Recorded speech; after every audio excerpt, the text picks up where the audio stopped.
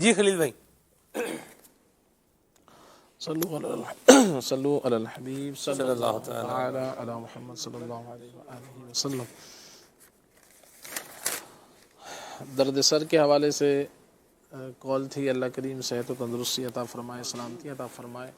اس میں دیکھ لیا جائے کہ وجوہات کیا ہیں. بہت ساری وجوہات ایسی ہوتی ہیں کہ جو بندہ خود سمجھ سکتا ہے.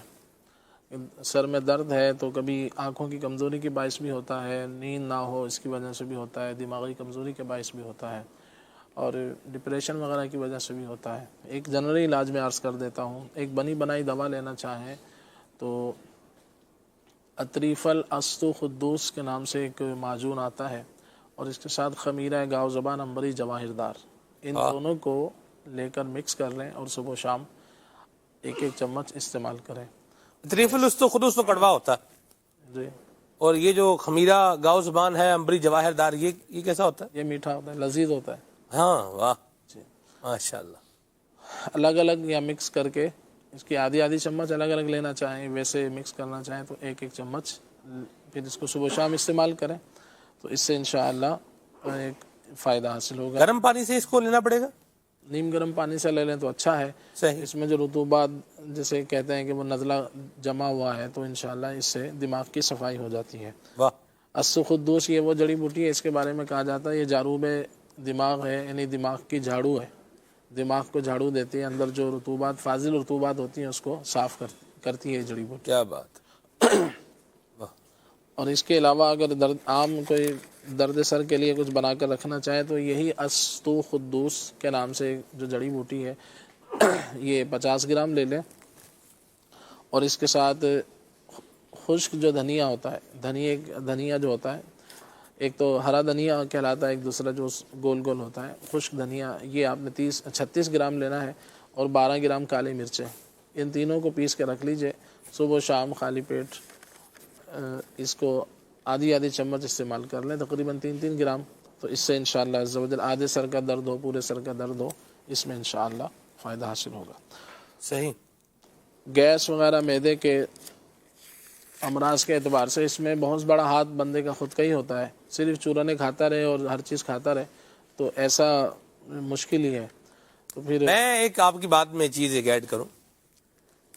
مجھے ایک خبر ملی، لوگ بتاتے ہیں عدنان بھی چیزیں، تو ایک خلیل بھائی سے ہی وہ لیا تھا چورن، اس کا پھکی تھی، وہ اس کے لیے تھا، ایک اسٹمک پرابلم تھا کسی کو.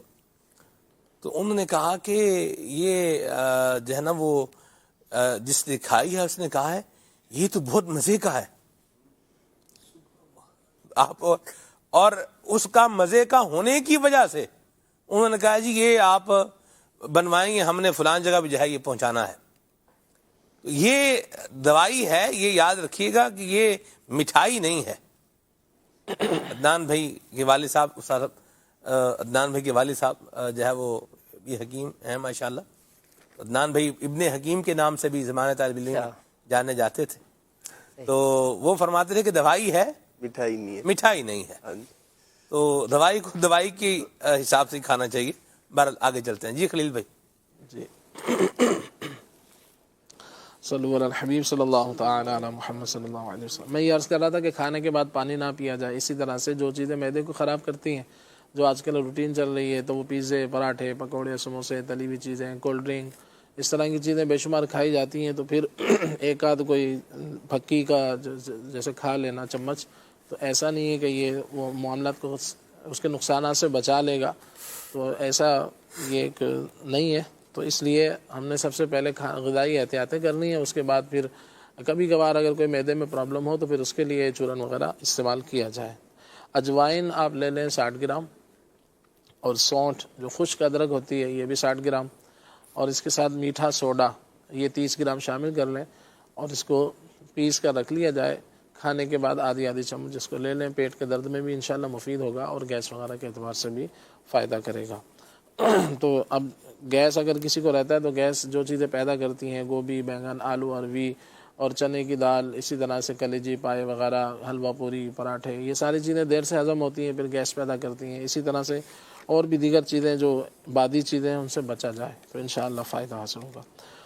جیسے خلیل بھائی حلوہ پوڑی سال میں ایک دفعہ کھانے کی تو اجازت میرا خیال ہے آپ دیں ہی دیں گے، سال میں ایک دفعہ بندہ کھا لے، نہیں وہ ہے نا، سال کنڈوں بعد کی کھلے نیاز، گا جی، کنڈوں کی نیاز، کنڈوں کی نیاز میں کھا لے، وہ تو کھاتے ہی ہیں لوگ، ظاہر بات ہے کہ کبھی کبھار کا تو منع نہیں ہوتا کہ صحیح، بندہ کبھی کبھار کوئی نہ کچھ چکھ لیتا ہے، لیکن وہ اس طرح سے کھائے جیسے میرے آقا شیخ طریقت امیر سنت کی عادت ہے کہ آپ فرماتے ہیں کہ میں نے اپنے حساب سے کھا لیا، اور چبا چبا کے بھی کھائیں نا، یعنی کہ یہ نہیں ہوتا کہ دیکھا گیا کہ وہ پوریاں پہ پوریاں کھا رہے، صحیح اپنے حساب سے ایک تھوڑا سا چکھ لیتے ہیں.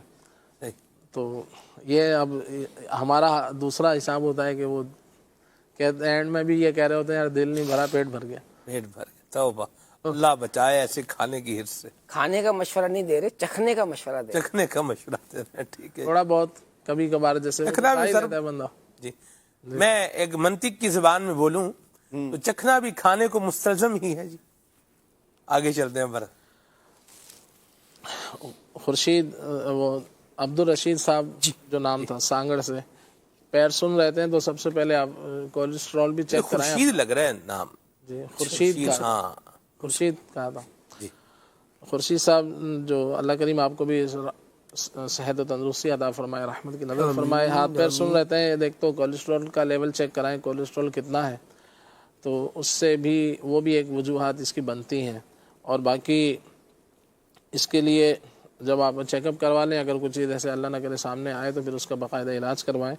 اور عام طور سے جو آپ نے عمر بتائی ہے تو اس میں ویسے ہی اعصاب پٹھوں کی کمزوری عام طور سے ہوتی ہے، تو اس میں آپ تھوڑے بہت جیسے اخروٹ ہیں، چلغوزے ہیں، منقع ہے، انجیر ہے، کھجور ہے، جو کا دلیا ہے، تو اس طرح کی چیزوں کو جو ہے اپنے معمولات میں لیں. کچھ نہ کچھ جو آپ کے جیب اجازت دیتی ہے اس کے حساب سے کچھ نہ کچھ اس طرح کی چیزیں بھی استعمال کریں، تو اللہ نے چاہا تو انشاءاللہ اس حوالے سے فائدہ رہے گا. اور جسم میں درد کے حوالے سے پوچھا تو آپ یورک ایسڈ بھی چیک کروا لیں اور کولیسٹرول وغیرہ بھی چیک کروا لیں، یہ بھی وجوہات ہو سکتی ہیں.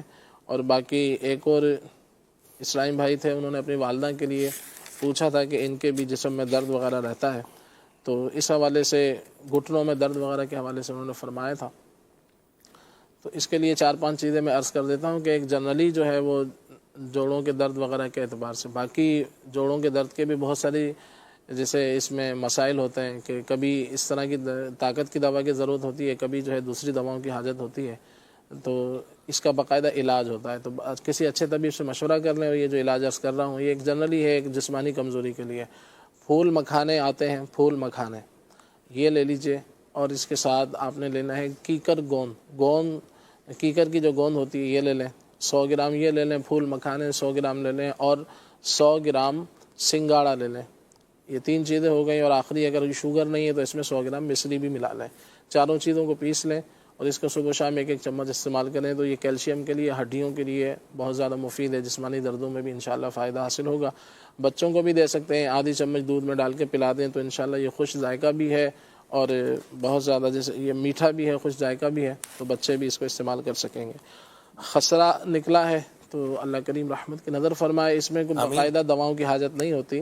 اس میں آپ ایک بنا بنایا خمیرہ آتا ہے جسے کہا جاتا ہے خمیرہ مروارید، خمیرہ مروارید، تو یہ لے لیجئے. یہ صبح شام 1-1 چمچ، چھوٹی چمچ استعمال کریں، انشاءاللہ اس سے فائدہ حاصل ہوگا. خلیل بھائی جو آپ کے گھر پہ دیکھا تھا وہ مرورید ہی تھا نا، آپ نے مجھے دکھایا تھا، وہ ایک اس کے اندر ڈبی کے اندر وہ چھوٹے چھوٹے دانے تھے اس کے، جی دانے، مرورید. جی جی وہ موتی چھوٹے چھوٹے دانے، جی چھوٹے چھوٹے موتی. اس طرح سے. اس کی وجہ سے فوائد کیا ہیں مرورید کے؟